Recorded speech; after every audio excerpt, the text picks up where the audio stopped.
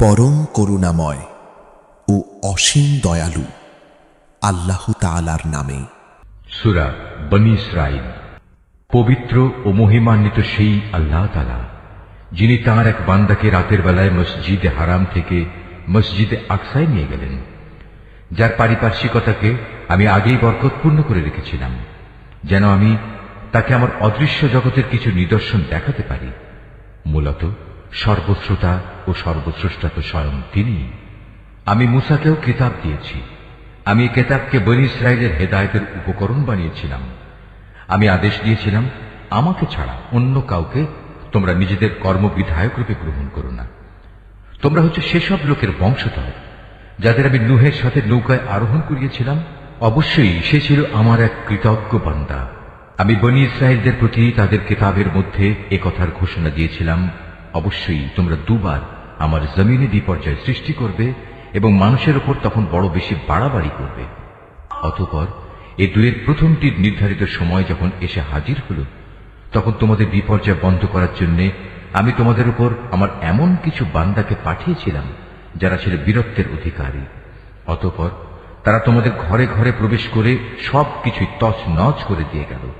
আর এভাবেই আমার শাস্তির প্রতিশ্রুতি কার্যকর হয়ে থাকে। অতঃপর আমি দুশমনদের উপর বিজয় দিয়ে দ্বিতীয়বার তোমাদের সুদিন ফিরিয়ে দিলাম এবং ধন সম্পদ ও সন্তান সন্ততি দিয়ে তোমাদের আমি সাহায্য করলাম। সর্বোপরি এই জনপদে আমি তোমাদের সংখ্যাগরিষ্ঠ করলাম। যদি তোমরা কোনো ভালো কাজ করে থাকো, তা করেছ একান্তভাবে তোমাদের নিজেদের জন্য। অপরদিকে তোমাদের কেউ যদি কোনো মন্দ কাজ করে থাকো, তার দায়িত্ব একান্তভাবে তার নিজের। অতঃপর যখন আমার দ্বিতীয় প্রতিশ্রুতির সময় হাজির হল, তখন আমি আর এক দলকে তোমাদের মোকাবেলার জন্য পাঠিয়েছিলাম, যেন তারা তোমাদের মুখমণ্ডল কালিমাচ্ছন্ন করে দেয়, যেমন করে প্রথমবার এ ব্যক্তিরা মসজিদে আকসায় প্রবেশ করেছে এবং এর প্রচুর ক্ষতি সাধন করেছে। আবারও যেন তারা মসজিদে প্রবেশ করতে পারে এবং যে যে জিনিসের উপর তারা অধিকার জমাতে পারে তাই যেন তারা ধ্বংস করে দিতে পারে। সম্ভবত এর মাধ্যমে আল্লাহ তাআলা তোমাদের উপর অনুগ্রহ করবেন। আর তোমরা যদি আবার বিদ্রোহের দিকে ফিরে যাও, তাহলে আমিও আমার শাস্তির পুনরাবৃত্তি করব। আর আমি তো কাফেরদের জন্য জাহান্নামকে তাদের চির কারাগারে পরিণত করে রেখেছি। অবশ্যই এ কোরআন এমন এক পথের দিকে নির্দেশনা দেয় যা অতি সরল ও মজবুত, এবং যেসব ইমানদার মানুষ নেক আমল করে, এ কিতাব তাদের এ সুসংবাদ দেয় যে তাদের জন্য আল্লাহর কাছে এক মহাপুরস্কার রয়েছে। অপরদিকে যারা পরকালে বিশ্বাস করে না, আমি তাদের জন্য এক কঠিন আযাব প্রস্তুত করে রেখেছি। আর মানুষ যেভাবে নিজের জন্য না বুঝে অকল্যাণ কামনা করে, তেমনি সে তার নিজের জন্য বুঝে সুঝে কিছু কল্যাণও কামনা করে। আসলে মানুষ কাঙ্ক্ষিত বস্তুর জন্য এমনিই তাড়াহুড়ো করে। আমি রাত ও দিনকে আমার কুদরতে দুটো নিদর্শন বানিয়ে রেখেছি। অতঃপর রাতের নিদর্শন আমি বিলীন করে দিয়েছি এবং দিনের নিদর্শনকে আমি করেছি আলোকময়, যাতে করে এর আলোকে তোমরা তোমাদের মালিকের রিজিক সংগ্রহ করতে পারো। সর্বোপরি তোমরা এর মাধ্যমে বছরের গণনা ও এর হিসাবও জানতে পারো। আর এর সব কয়টি বিষয়ই আমি খুলে খুলে বর্ণনা করেছি। প্রত্যেক মানুষের ভাগ্যলিপি আমি তার গলায় হাড়ের মতো করে ঝুলিয়ে রেখেছি।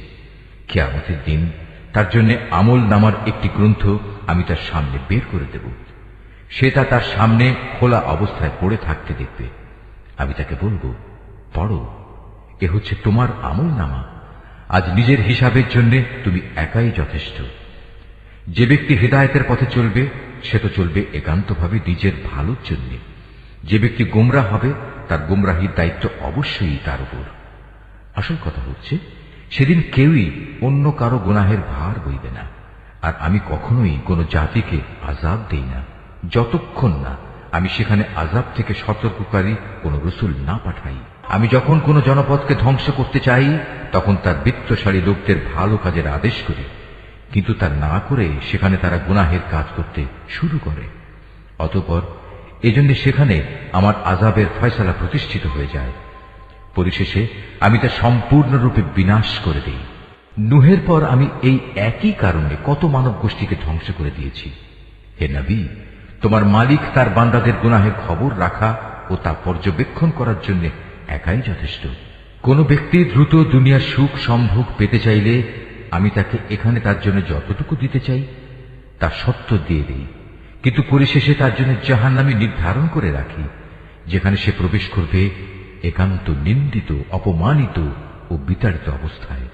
অপরদিকে যারা আখিরাত ও তার সাফল্য কামনা করে এবং তা পাওয়ার জন্য যে পরিমাণ চেষ্টা করা উচিত তেমনি ভাবেই চেষ্টা করে, সর্বোপরি যারা হয় সত্যিকার মোমেন, মূলত তারাই হচ্ছে এমন লোক যাদের চেষ্টা সাধনা আল্লাহর দরবারে কবুল হয়।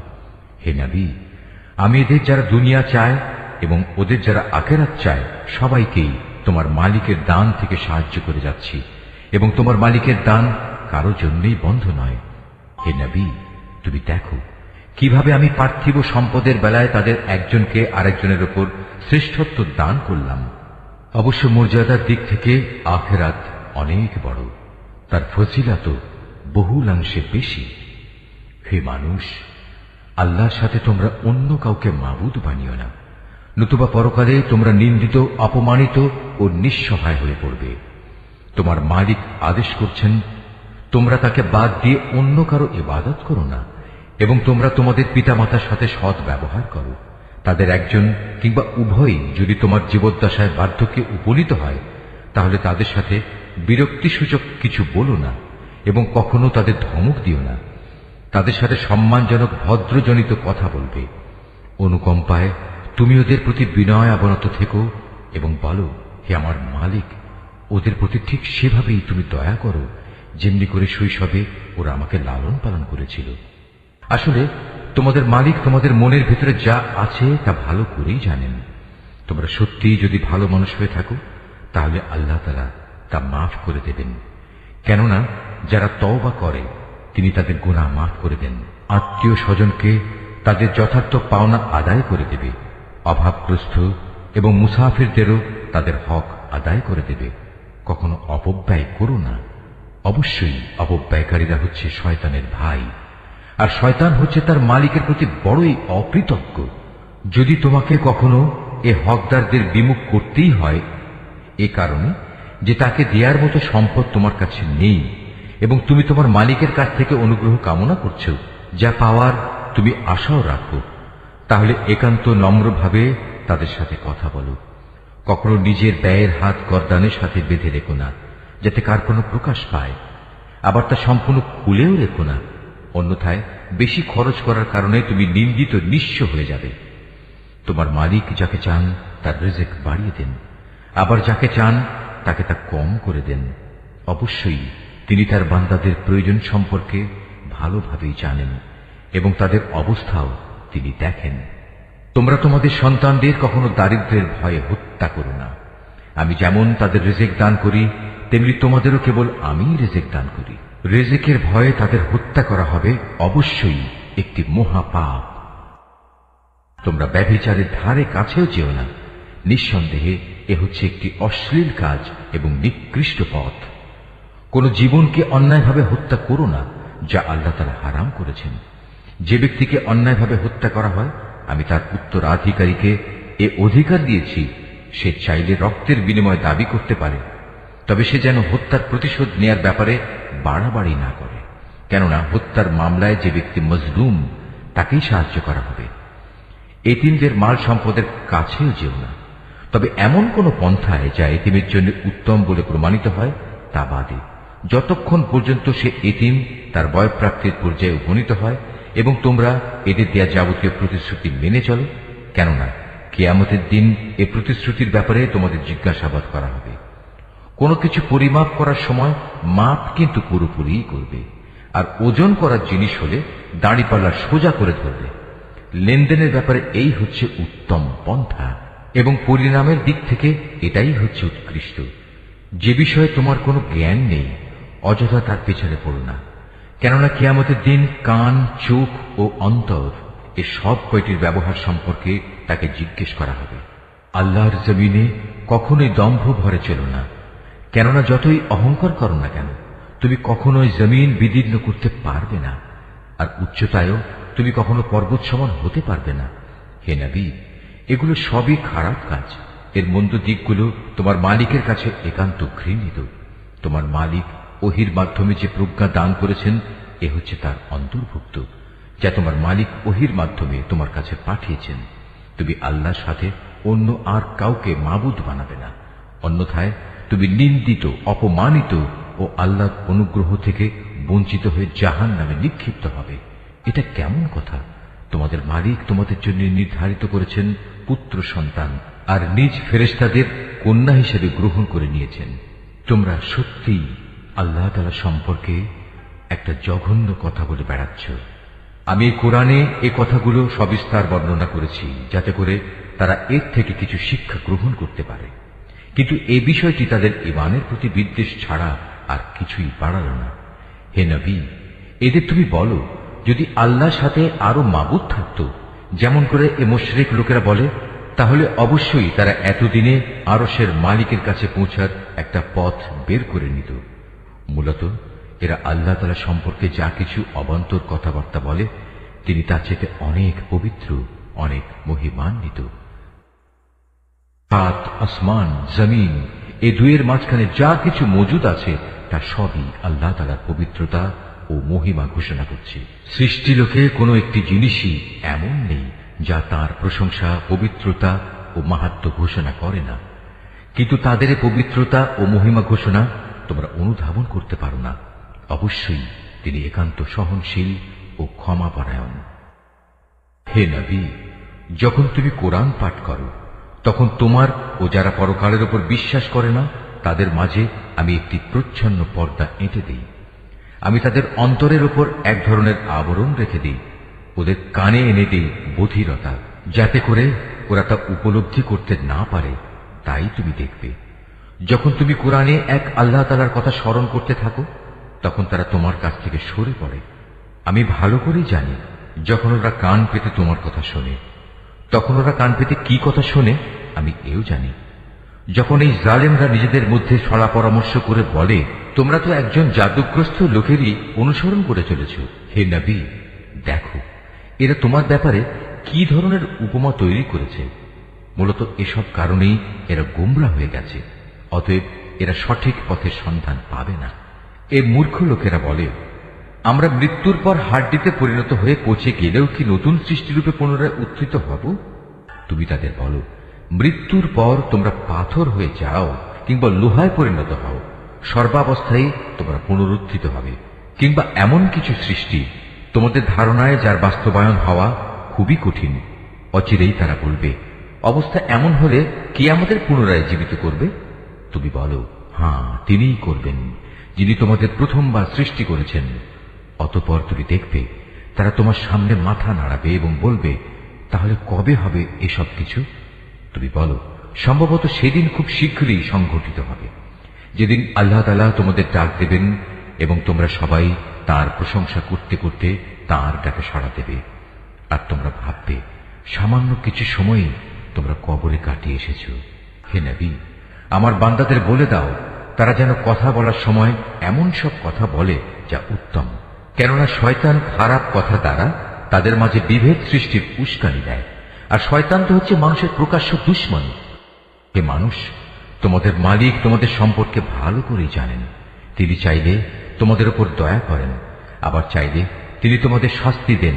হে নবী, আমি তো তোমাকে তাদের উপর কোনো অভিভাবক করে পাঠাইনি। তোমার মালিক তাদের ভালো করেই জানেন যা আসমান সমূহ ও জমিনের মাঝে মজুদ রয়েছে। আমি এক একজন নবীকে এক একজনের উপর মর্যাদা দান করেছি। এমনি ভাবেই আমি দাউদকে জবুর কিতাব দান করে মর্যাদাবান করেছি। হে নবী, এদের বলো, তোমরা আল্লাহকে বাদ দিয়ে যাদের মাবুদ মনে করে ডাকো তাদের ডেকে দেখো, দেখবে তারা তোমাদের কষ্ট দূর করা কিংবা তা বদলে দেওয়ার কোনো ক্ষমতাই রাখে না। ওরা যাদের ডাকে তারা স্বয়ং নিজেরাই তো তাদের মালিকের কাছে পৌঁছার উছিলা তালাশ করতে থাকে। তারা দেখতে চায় তাদের মধ্যে কে আল্লাহ তাআলার নিকটতর হতে পারে এবং তারা তাঁরই দয়া প্রত্যাশা করে, তাঁর আযাবকে ভয় করে। মূলত তোমার মালিকের আযাব এমনই একটি বিষয় যা একান্ত ভীতিপ্রদ। এমন কোন একটি জনপদ নেই যা আমি কিয়ামতের দিন আসার আগেই ধ্বংস করে দেব না, কিংবা তাদের আমি কঠোর আযাব দেব না।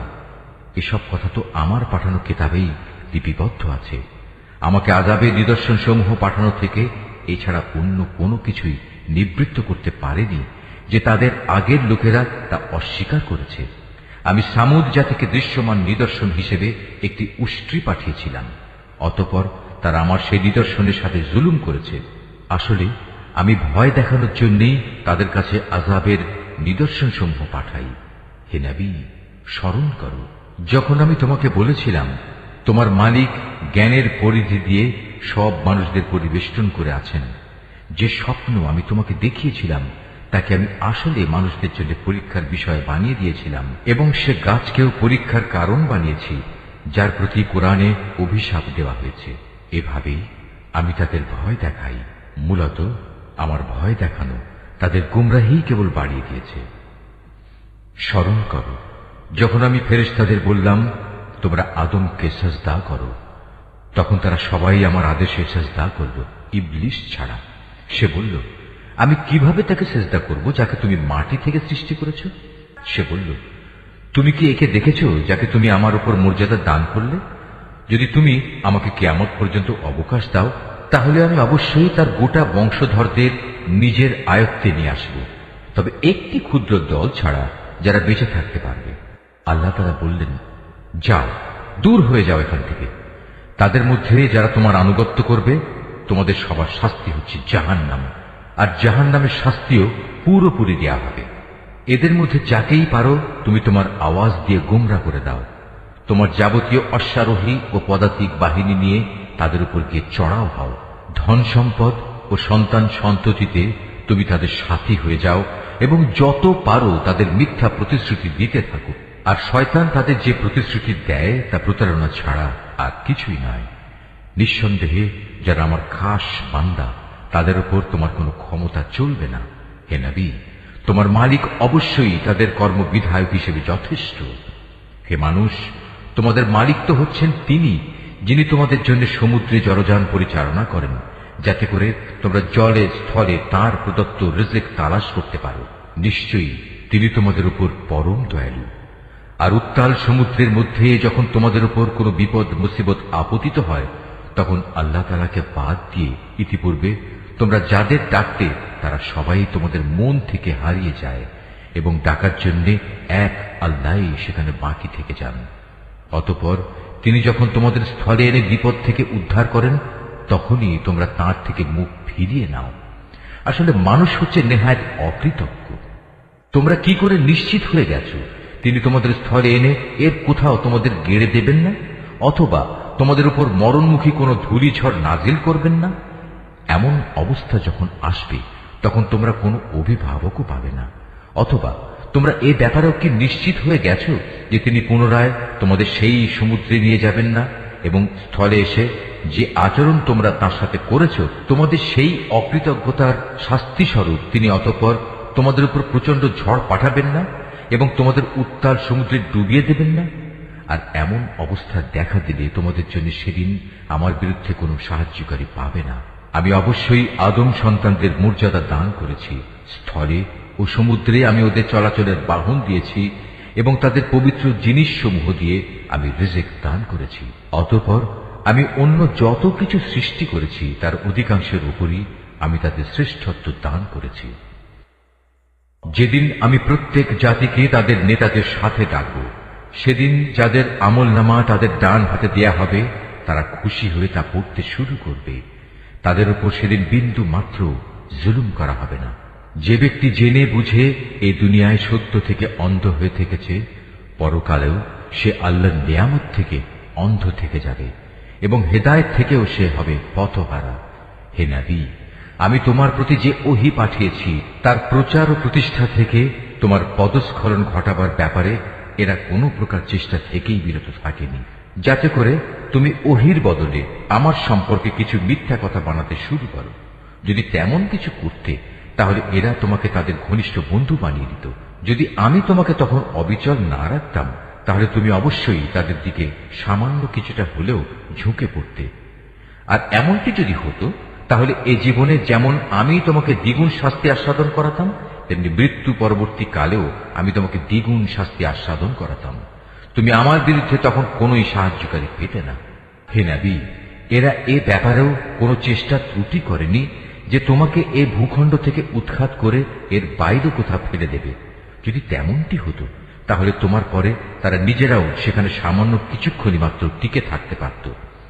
তোমার আগে আমি যত নবী রসুল পাঠিয়েছিলাম তাদের ব্যাপারে এই ছিল আমার নিয়ম, আর তুমি আমার সে নিয়মের কখনো রদবদল দেখতে পাবে না। হে নবী, সূর্য ঢলে যাওয়ার পর থেকে রাতের অন্ধকার পর্যন্ত সময়ের ভেতর নামাজ প্রতিষ্ঠা করবে এবং ফজরের সময় কোরআন তেলাওয়াত জারি রাখবে।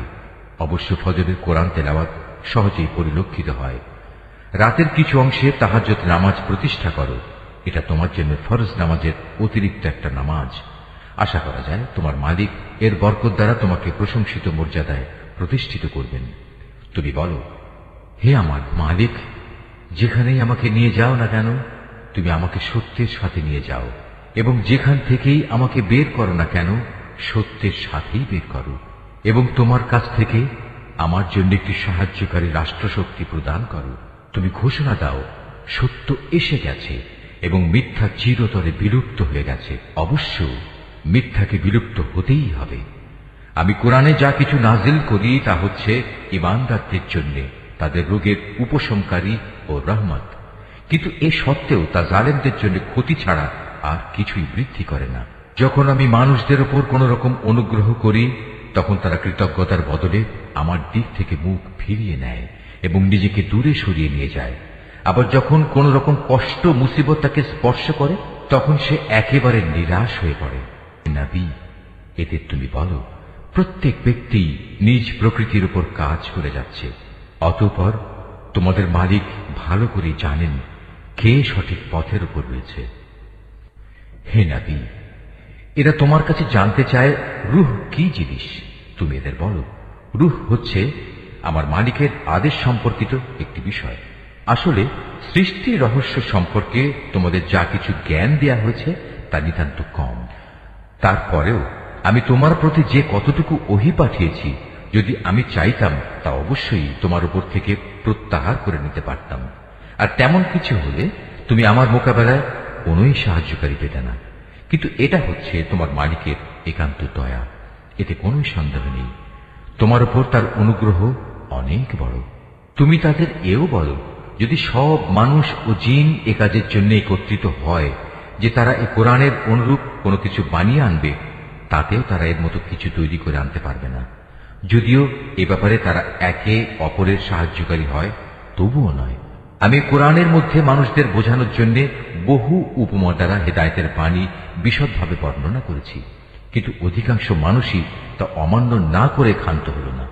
এরা বলে, কখনোই আমরা তোমার উপর ঈমান আনব না যতক্ষণ না তুমি আমাদের জন্য এই জমিন থেকে এক প্রস্রবণ ধারা প্রবাহিত না করবে, কিংবা তোমার জন্য খেজুরের অথবা আঙুরের একটি বাগান তৈরি হবে এবং তাতে তুমি অসংখ্য নদী নালা বইয়ে দেবে, অথবা যেমন করে তুমি কিয়ামত সম্পর্কে বলো সে অনুযায়ী আসমানকে টুকরো টুকরো করে আমাদের উপর ফেলে দেবে, অথবা স্বয়ং আল্লাহ তাআলা ও তার ফেরেশতাকে আমাদের সামনে এনে দাঁড় করিয়ে দেবে, কিংবা থাকবে তোমার কোন স্বর্ণ নির্মিত ঘর, অথবা তুমি আরোহণ করবে আসমানে।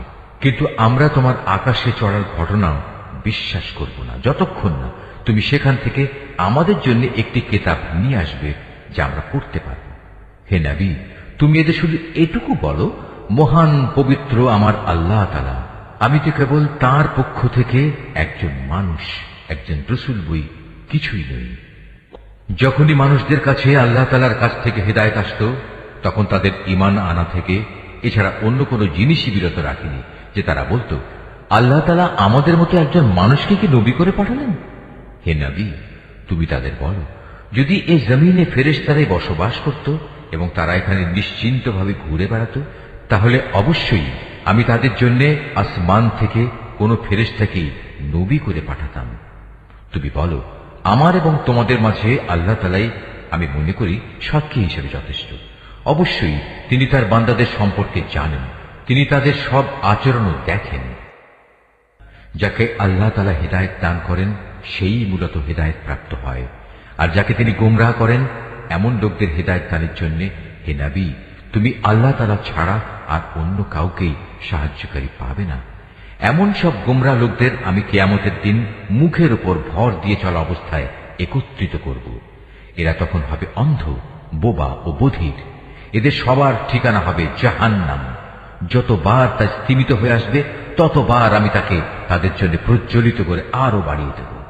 এ হচ্ছে তাদের যথার্থ শাস্তি, কেননা তারা আমার আয়াতসমূহকে অস্বীকার করত। তারা আরো বলতো, মৃত্যুর পর যখন আমরা অস্থিতে পরিণত হয়ে যাব ও চূর্ণ বিচূর্ণ হয়ে যাব, তখন কি আমরা নতুন সৃষ্টিরূপে উত্থিত হব? এ মূর্খ লোকেরা কি ভেবে দেখেনি আল্লাহ তাআলা, যিনি আসমান সমূহ ও জমিন পয়দা করেছেন, তিনি এই বিষয়ের উপর ক্ষমতা রাখেন যে তাদের মতো মানুষদের তিনি সৃষ্টি করতে পারেন। দ্বিতীয়বার তাদের পয়দা করার একটি ক্ষণ তিনি তাদের জন্য নির্ধারণ করে রেখেছেন, যাতে কোনো রকম সন্দেহের অবকাশ নেই। তথাপি এই জালেম লোকেরা সেই দিনকে অস্বীকার করেই যাচ্ছে। হে নবী, বলো, আমার মালিকের দয়ার ভাণ্ডার যদি তোমাদের করায়ত্তে থাকত, তবে তা ব্যয় হয়ে যাবে এ ভয়ে তোমরা তা আঁকড়ে রাখতে চাইতে। আসলে মানুষ স্বভাবগতভাবেই অতিশয় কৃপণ। আমি মূসাকে 9টি স্পষ্ট নিদর্শন দিয়েছিলাম। অতএব হে নবী, তুমি স্বয়ং বনী ইসরায়েলদের কাছে এই কথাটা জিজ্ঞেস করো। যখন সে তাদের কাছে নবী হয়ে এসেছিল, তখন ফেরাউন তাকে বলেছিল, হে মূসা, আমি মনে করি তুমি একজন জাদুগ্রস্ত ব্যক্তি। এর জবাবে সে বলেছিল, তুমি একথা ভালো করে জানো, নবুয়তের প্রমাণ সম্বলিত এসব অন্তর্দৃষ্টি সম্পন্ন জ্ঞান আসমান সমূহ ও জমিনের মালিক ছাড়া আর কেউই নাজিল করেননি। হে ফেরাউন, আমি তো মনে করি তুমি সত্যি ধ্বংস হয়ে গেছ। অতঃপর সে তাদের এ জমিন থেকে উৎখাত করে দিতে চাইল, কিন্তু আমি তাকে এবং যারা তার সঙ্গী সাথী ছিল তাদের সবাইকে এর নাফরমানির জন্য সমুদ্রে ডুবিয়ে দিয়েছি। অতঃপর আমি বনী ইসরায়েলদের বললাম, এবার তোমরা এই জমিনে নির্বিবাদে বসবাস করো। এরপর যখন আখিরাতের প্রতিশ্রুতির সময় আসবে, তখন আমি তোমাদের সবাইকে সংকুচিত করে আমার সামনে নিয়ে আসব। এ কোরআনকে আমি সত্য বাণী সহকারে নাজিল করেছি, তাই তা সত্য নিয়েই নাজিল হয়েছে। আমি তো তোমাকে কেবল জান্নাতের সুসংবাদ দাতা ও জাহান্নামের সতর্ককারী রূপেই প্রেরণ করেছি। এই আয়াতটি যিনি তেলাওয়াত করবেন এবং যিনি এই আয়াতটির তেলাওয়াত শুনবেন, তাদের সবাইকে এখানে একটি সাজদা আদায় করতে হবে। এটা ওয়াজিব।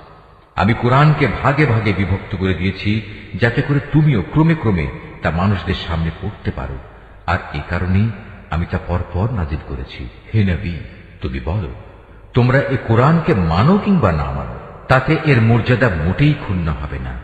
যাদের এর আগে আসমানি কিতাবের জ্ঞান দেয়া হয়েছে, তাদের অবস্থা হচ্ছে, যখনই তাদের সামনে এটি পড়া হয়, তারা নিজেদের মুখের উপর সাজদায় লুটিয়ে পড়ে। তখন তারা বলে, আমাদের মালিক পবিত্র, অবশ্যই আমাদের মালিকের ওয়াদা পরিপূর্ণ হবে। আর তারা কাঁদতে কাঁদতে মুখের উপর ভূমিতে লুটিয়ে পড়ে। মূলত এ কোরআন তাদের বিনয়ে বৃদ্ধি করে। তুমি আরো বলো, তোমরা আল্লাহ তাআলাকে আল্লাহ বলে ডাকো কিংবা রহমান, তোমরা যে নামেই তাকে ডাকো, তার সব কটি নামই উত্তম। হে নবী, চিৎকার করে নামাজ পড়ো না, আবার অতিশয় ক্ষীণভাবেও নয়, বরং নামাজ পড়ার সময় এ দুইয়ের মধ্যবর্তী পন্থা অবলম্বন করো। তুমি আরো বলো, সকল প্রশংসা আল্লাহ তাআলার জন্য, যিনি কখনো কোনো সন্তান গ্রহণ করেননি, তার সার্বভৌমত্বে কারোই কোনো অংশীদারিত্ব নেই। তিনি কখনো দুর্দশাগ্রস্তও হন না যে তার কোনো অভিভাবকের প্রয়োজন হয়। তিনি সব কিছুর ঊর্ধ্বে। তুমি শুধু তাঁরই মাহাত্ম্য ঘোষণা করো, পরমতম মাহাত্ম্য।